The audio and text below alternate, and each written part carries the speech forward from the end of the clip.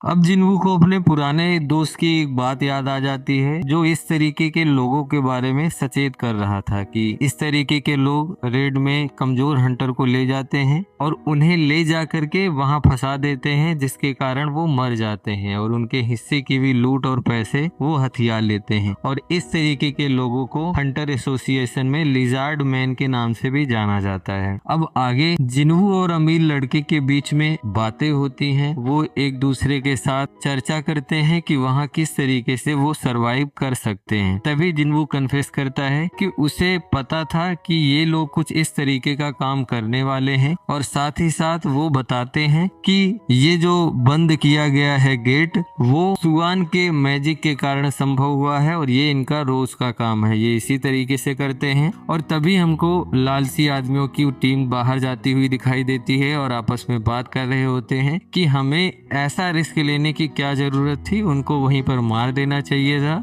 और मकड़ी को मार के वहाँ की लूट लेकर के निकल चलना चाहिए था। लेकिन वो बताता है कि अगर हम इनको मार देते, मकड़ी जग जाती, तो हमको दो अपोनेंट से एक साथ में सामना करना पड़ता, लेकिन अभी मकड़ी जागेगी ब्लास्ट के कारण और इनको मार के खा जाएगी और उसका पेट भर जाएगा, तो वो आराम से सो रही होगी, तब हमको टाइम मिल जाएगा और हम माना स्टोन को इकट्ठा कर सकते हैं और उसे बाहर भी ला सकते हैं। उसके बाद हम बॉस को मार देंगे। अगर ऐसा नहीं हुआ तो हम नए लड़के का सूट ले लेंगे, जो कि बहुत ज्यादा महंगा हमें लग रहा है होगा, तो उससे भी हमारा काम चल जाएगा। अब मकड़ी जिन्हू और नए लड़के के सामने आ जाती है, जिससे चिंतित होकर के नया लड़का जिन्हू को पीछे करता है और कहता है, तुम मेरे पीछे खड़े रहना, मुझसे जो बन पड़ेगा मैं करूंगा और तुम्हें मैं बचाऊंगा। लेकिन इतने में ही जिन्हू सामने आ जाता है और वह उससे लड़ने के लिए तैयार हो जाता है, और यह देख करके वह नया लड़का बहुत परेशान हो जाता है कि ये क्या कर रहा है, पागल है। कम से कम बी रैंक हंटर इस बॉस को हरा सकता है, ये ई रैंक हंटर है, इसके बस का नहीं है, ये अपनी जान गंवाना चाह रहा है। अब जिन्हू मारने के लिए उसे आगे बढ़ता है और जैसे ही जंप करता है, उसे जंप करता देख करके लड़के का होश उड़ जाता है, क्योंकि वो ई रैंक हंटर था और कोई भी ई रैंक हंटर इतनी पावर के साथ में भाग नहीं सकता या स्ट्राइक नहीं कर सकता है। अब उन दोनों के बीच में लड़ाई चालू होती है, लेकिन पीछे से वो लड़का बार बार उसे मना कर रहा होता है कि मत जाओ, तुम मर जाओगे, फर्जी में अपनी जान मत गवाओ। लेकिन जिन्हू कॉन्फिडेंट था, क्योंकि उसकी लेवल बढ़ चुके थे और वह आसानी से उनको हरा सकता था। और साथ ही साथ इस बॉस को बाकी बॉस के साथ में कंपेयर करता है और उसे पता चलता है कि ये उन बॉस से काफी ज्यादा कमजोर है और यह उससे आसानी के साथ में जीत सकता है। अब जिन्हू को इस तरीके से लड़ता हुआ देख करके वह लड़का बहुत ही ज्यादा शौक में चला जाता है और उसके दिमाग में अजीब अजीब से ख्याल आने लगते हैं। और तभी जिन्हू का जो पहला पावरफुल अटैक था वो फेल दिखाई देता है, और यह देख करके जिन्हू अपनी पावर को फिर से रिकैलकुलेट करता है और उससे लड़ाई को जारी रखता है। अब यह लड़ाई बहुत ज्यादा चल रही होती है और जिन्हू के लड़ने के तरीके को देख करके नए लड़के के दिमाग में ऊट पटांग की चीजें आ रही थी और वह सोच रहा था कि बहुत सारे हंटर ऐसे भी होते हैं जो होते तो बहुत ज्यादा ताकतवर होते हैं, लेकिन अपनी गलत रैंकिंग को दर्ज करवाते हैं, जिससे लोग उन्हें पहचान नहीं पाते हैं और अपनी ताकत के दम पर वो गलत काम करते हैं। जैसे कि वो लोगों को अपने मजे के लिए मारते हैं और उसे डर लगने लगता है और वो अपने पिता के बारे में सोच करके बहुत ज्यादा रोता है कि वह गलत लोगों के साथ में यहाँ आ गया है। अब वो अगर मकड़ी से बच जाता है तो इस आदमी से जरूर मरेगा। अब जिन्हू के प्रति उसके अंदर बहुत ज्यादा भय आ गया था और उससे बहुत डरने लगा था। और वहीं हम देखते हैं कि जिन्हू और मकड़ी के बीच में लड़ाई होते हुए 5 से 6 मिनट हो चुके हैं। अब जिन्हू सोचता है कि अगर मैं इस तरीके से लड़ता रहूंगा तो मेरा माना खत्म होता रहेगा और इसे हरा नहीं पाऊंगा, इसलिए वह नई स्ट्रेटेजी बनाता है, अपने खंजर की एबिलिटी को चेक करता है और उनकी एबिलिटी को एक्टिव करता है और अपनी दौड़ने वाली स्पीड को वो बूस्ट कर देता है, जिससे उसका माना तो जरूर खत्म होगा, लेकिन उसी के साथ में वह मकड़ी से ज्यादा तेज हो जाएगा और आसानी के साथ में उसे हरा सकता है। अब वो अपनी पूरी एबिलिटी का इस्तेमाल करते हुए उस पर अटैक करता है और उसको परेशान करता है। और उसे पता भी चल गया था इस मकड़ी का सबसे कमजोर हिस्सा उसकी आंखें हैं, अगर वह आंखों को फोड़ देगा तो वो शायद मर सकती है, इसलिए वो आंखों को टारगेट करने की कोशिश कर रहा था, लेकिन मकड़ी बार बार किसी न किसी तरीके से उसको डिफेंड कर रही थी। जब जिन्हू स्पीड के कारण बहुत ज्यादा उस पर भारी होने लगा तो मकड़ी ने नया